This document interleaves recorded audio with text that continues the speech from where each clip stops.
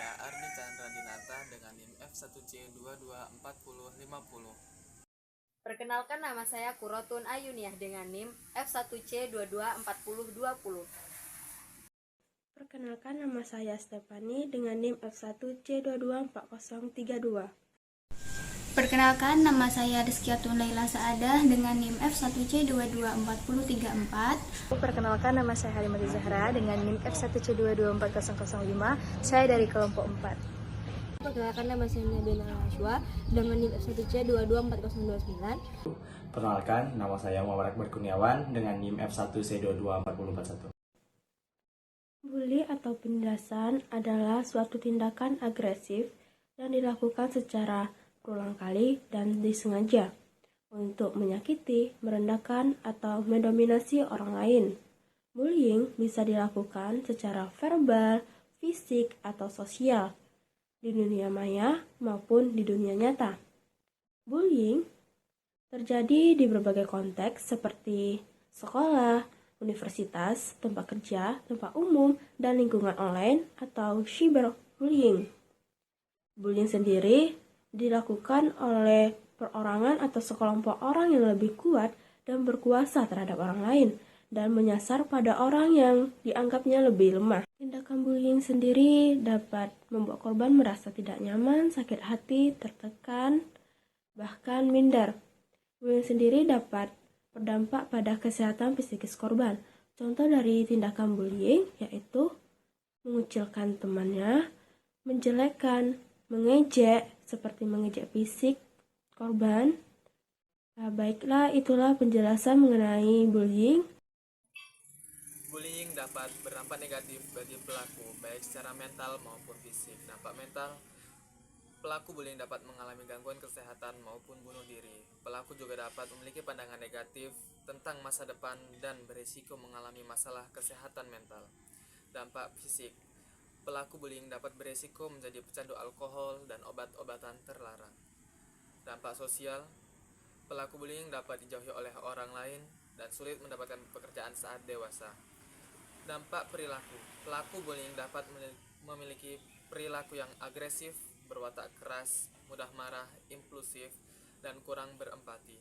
Pelaku juga dapat terbiasa memperoleh sesuatu dengan cara memaksa dan melakukan perilaku antisosial. Para pelaku perundungan yang tidak ditangani dengan baik atau tidak mendapat bimbingan yang tepat dapat mengalami peningkatan perilaku agresif. Mereka mungkin menjadi terbiasa dengan menggunakan kekerasan verbal atau non-verbal sebagai alat untuk mencapai tujuan mereka atau mengekspresikan emosi negatif. Itulah dampak negatif dari pelaku bullying. Bagi korban bullying, jadi dampaknya itu ada terjadi secara fisik, psikologis, sosial, akademik, dan produktivitas. Yang selanjutnya juga ada dampak yang berkepanjangan.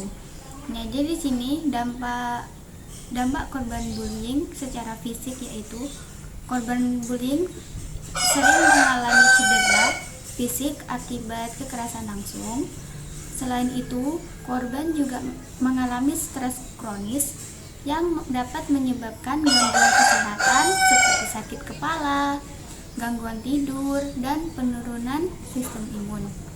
Yang kedua yaitu secara psikologis, korban mengalami penurunan rasa percaya diri, gangguan kecemasan, stres atau depresi, trauma psikologis yang bertahan lama, meningkatkan risiko bunuh diri akibat perasaan putus asa dan kesepian.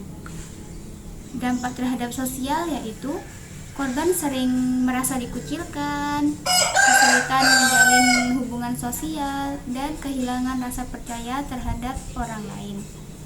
Selanjutnya, untuk akademi dan produktivitas, korban mengalami penurunan motivasi belajar, prestasi akademik yang menurun akibat rasa takut atau enggan datang ke sekolah. Sedangkan dampak yang berkepanjangan yaitu korban bullying yang tidak mendapatkan dukungan dapat membawa luka emosional hingga dewasa yang dapat mempengaruhi kemampuan mereka dalam pekerjaan, hubungan, dan kehidupan sosial. Adapun pandangan agama Islam terhadap bullying, di mana sifat itu merupakan sifat tercela dan dilarang di agama Islam. Larangan bullying ini tercantum di Al-Quran dan di surah Al-Hujurat ayat 11 yang berbunyi, wahai suatu kaum, janganlah kamu mengolok-olokkan kaum lain.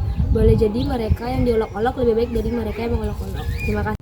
Baik teman-teman semua, bully adalah suatu tindakan yang sangat tidak disukai baik dari agama maupun dengan peraturan, karena hal tersebut dapat melanggar dari hak asasi manusia, karena setiap manusia memiliki kebebasan untuk mengekspresikan diri baik dari perlakuan maupun sifat serta cara berpakaian.